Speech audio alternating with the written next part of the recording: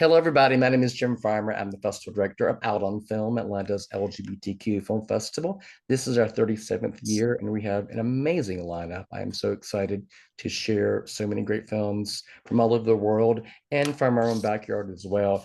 The spotlight on the ATL Shorts program runs Sunday, October 6th at 4 o'clock at the Midtown Arts Cinema. And we have several filmmakers today to talk about their films. And so I'm going to name the film and let them introduce themselves. So we'll go through again. Why don't we start with A Space Between? Hey everyone, my name is Luke Baker. I'm the writer director of The Space Between. Can you tell us a bit about the film?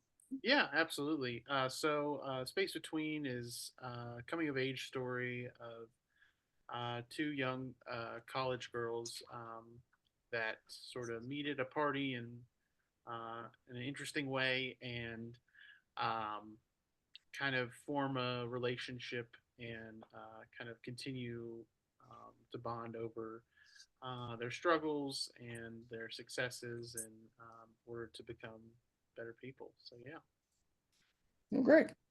Let's move on to In Retrospect.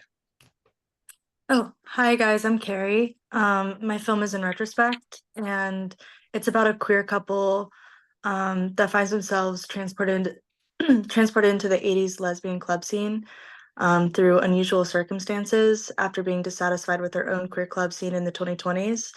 So it's basically just like touching on how different it is to be queer in the 2020s, and how people kind of like latch on to how it used to be. And so, yeah, I won't say everything, but it's a Okay, really cool film. very great. Yeah. Let's move on to DL Guy. Hello, my name is Chad Zemmel. I am the writer-director EP for DL Guy. And the film is about a fabulous feminine youngster who looks for a super strong man to save them from their homophobic mom. It's inspired by a lot of deeply personal trauma I went through growing up outside of Atlanta.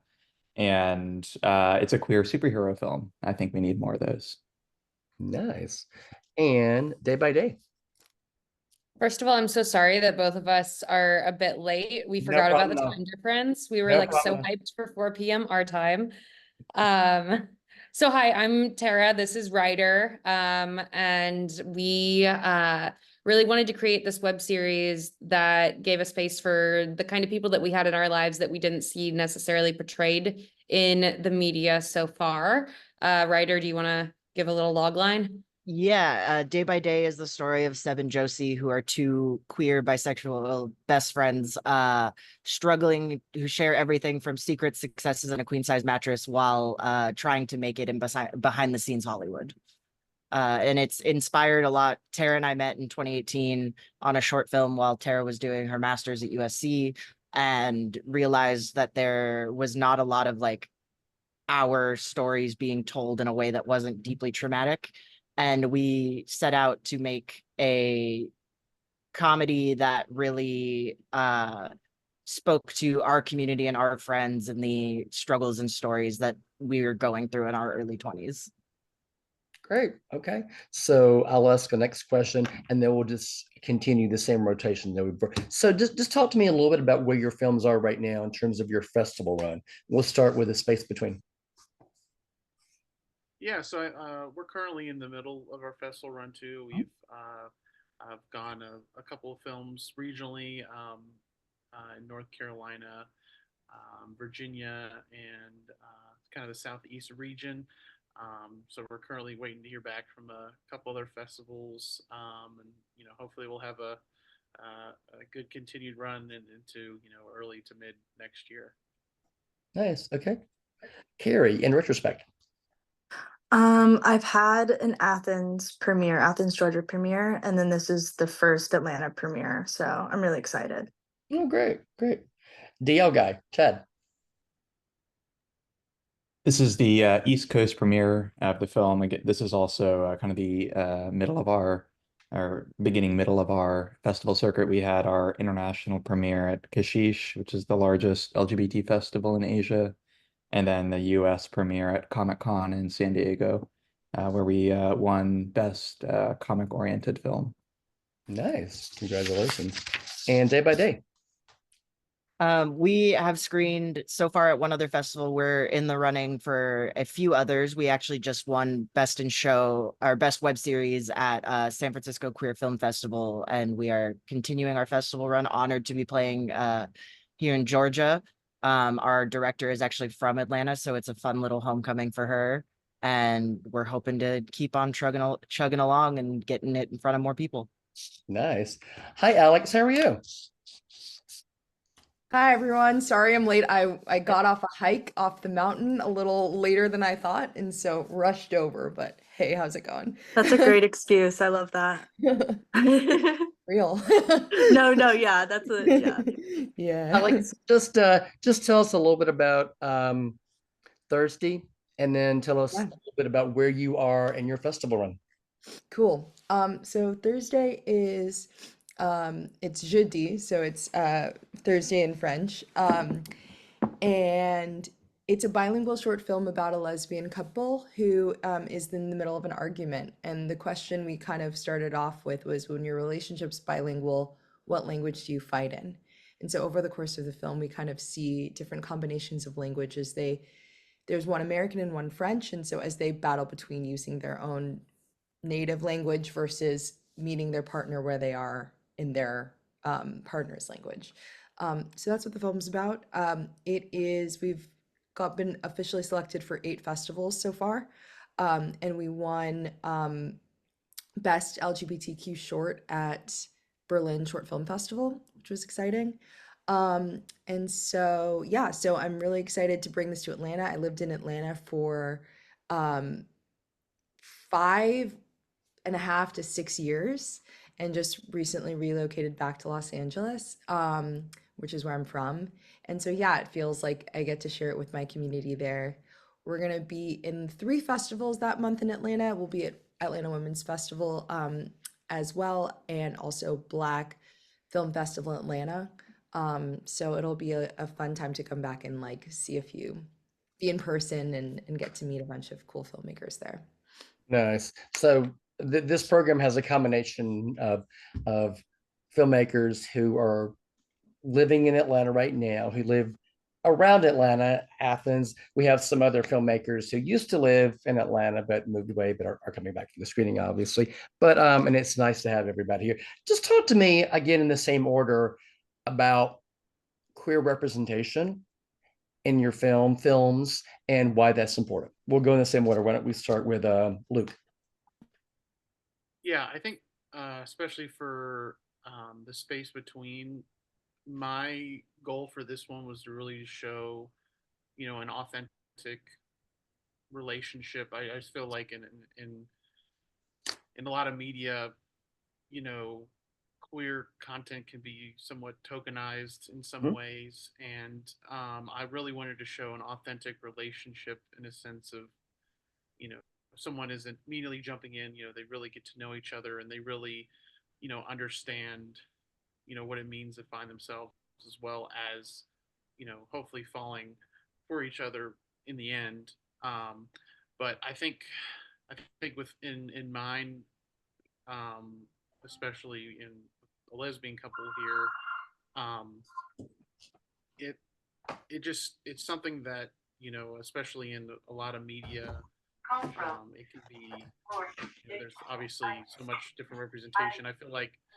it's something that, I guess, I really wanted to get that natural feel of that, and in this representation, especially, even bringing in one of our actresses was queer for that, and and also especially since I wanted to, work with the actresses too. Like, a lot of my content was, what in the way I wrote it, and one of the feelings I had for that, I felt like it was important to bring off authenticity, and I really let the actors own that, and from their experience too, and to let them have a voice, within that, to bring something to the characters too, which I thought, was very important, especially someone that would maybe be in that situation. So I really wanted to bring that to the forefront, as well as showing them in a positive light. And I think one of the other filmmakers mentioned that there's so many like trauma or base, those are very important stories to tell. But I also wanted to tell a story where it's happy, it feels like a positive view of the world, and a positive view of a queer relationship was so important for me. So Great. Okay. Thanks. Carrie. I minored in women's studies and also got a LGBTQ studies certificate in college, and I feel like that really impacted how I view queer media. And I feel like there's a lot we don't know about the past, and like also like who fought for LGBTQ rights. So I kind of wanted to combine this story of like somebody who's like Gen Z, and then really thinking about what was it like being in the 80s, and like what type of community was there. And like I feel like we need to know more about that, even though it's so different today. But I feel like we can gain a lot of insight from learning about the past, but also learning about what we have now. So that's kind of what my film touches on. Great. Chad. Yeah, a couple of things come to mind, and I think the first one, kind of going off of what Luke shared, was positivity. I think for my film, we start in a place of trauma, but we find positive queer role models in it that we can look up to in this queer superhero. And so I thought that was really important, as to Luke's point, finding more positivity. I think also a couple of other things that come to mind is I haven't seen, unless other people have, I haven't seen a mainstream queer superhero before on the big screen. Obviously, there are some comic books that are out there, but from on the big screen, I haven't seen any. So wanted to add that representation, start to build that. And then behind the scenes, we were very intentional. I think we had 78% of our cast, crew, and post team were queer, whether lesbian, gay, bisexual, what have you, Mhm. including myself. And that was really, really intentional, important to us. And it fostered a much more inclusive, open environment where we felt comfortable expressing ourselves in ways that I think we may not have on previous sets before. So I think those are the kind of the three things. Great. The day by day team. The day by day team. Yeah. Um, Go yeah, ahead, I mean, Tara. we really wanted to make a place to have some queer representation that, yes, there is drama, but it's not just centered on the trauma of our characters. It's a lot of queer joy in our web series, and about found family and queer friendship and the importance of that, which, you see a little bit in mainstream media, but to just focus so fully on the joy is something that we don't see as much as, Ryder and I would have liked. And particularly with these characters, they're both bisexual, and the tropes about bisexual characters in the media over the, preceding however many years has been pretty brutal. So to have messy, chaotic, real bisexual characters, but not villainize them for their bisexuality was very important to us, as was having nuanced trans representation, which Ryder can speak more to as well. But the other thing I would say is just, yeah, I mean, our crew was almost entirely queer, and there's a very different feeling when you're working in that environment with these people who also like inherently understand the story that we're trying to tell. So that was a really beautiful experience that I'd love to get a lot more of. Yeah, it was definitely a lot of our behind the scenes crew was not only in almost entirely LGBTQ people, but we're also so many people from our own community that stepped up and helped us make this project, because we were such an extremely low budget, where a lot of people we went to, we said, hey, we don't have much money, like we can pay you, it's not a lot, but here's the story we're telling. And we were very, very, very lucky to have a community that believed in this story enough, liked it enough to want to say, hell yeah, we're in. And it was also very important to us, like, to spend the time to focus on the aspects of queer life that people that often are used for just trauma in a lot of mainstream media, but we wanted to be like, no, these are just kind of like, it's not always traumatic to be a trans person or to be a queer woman. Like, yes, there's dramatic points of it, but it's our everyday life, and there's humor and there's joy and there's the ups and downs of the human condition.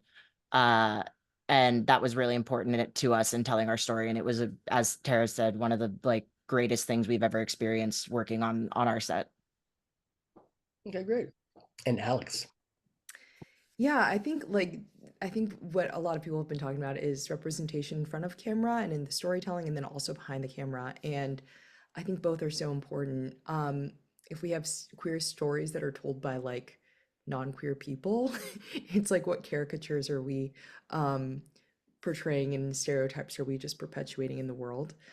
So for our story, it was really important.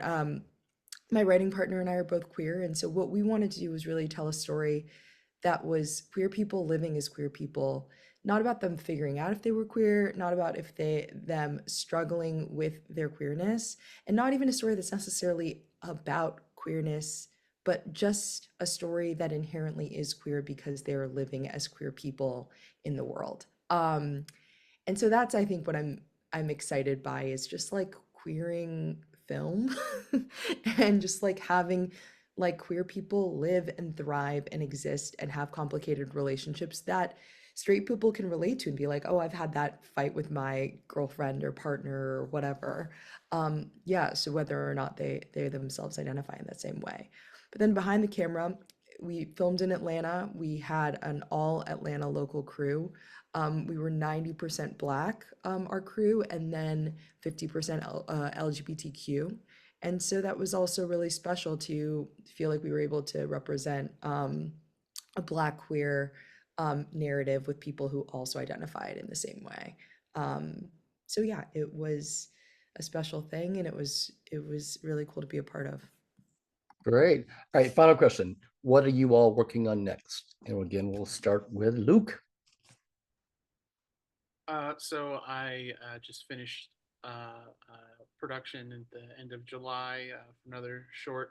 I wanted to do a shorter short because I love the experience thing. I got burned out a little bit on a longer short. So, I still wanted to kind of get those creative muscles flowing and really kind of want to do a more intimate, smaller one scene that kind of has to deal with the thoughts that you have when you go to sleep and you're by yourself, and what does that look personified. So I'm currently in post production with that, as well as a couple of more short script ideas, as well as potentially considering making my short into the space between into a feature. So yeah. Nice, nice. Carrie. I've been writing a feature for this short this whole year, so hopefully it'll be done by the end of the year. I did so much research for this because I did not live in the 80s, so obviously I'd had to do like a lot of interviews and a whole research paper. So I'm trying to take all that information and make it into a feature, and it's going pretty well. So stay tuned, y'all. Stay tuned. Great. Chad. Yeah, I'm working on a couple of projects right now. Like everyone else, it seems I'm also trying to expand this superhero short into a feature, deep into the research phase right now. Also simultaneously in pre-production for a short film that's very, very different tone and style. It takes place at a desert meditation center just outside of Palm Springs. And just advising some queer colleagues of mine on their first music video and a couple of shorts as well. Nice. Tara and writer.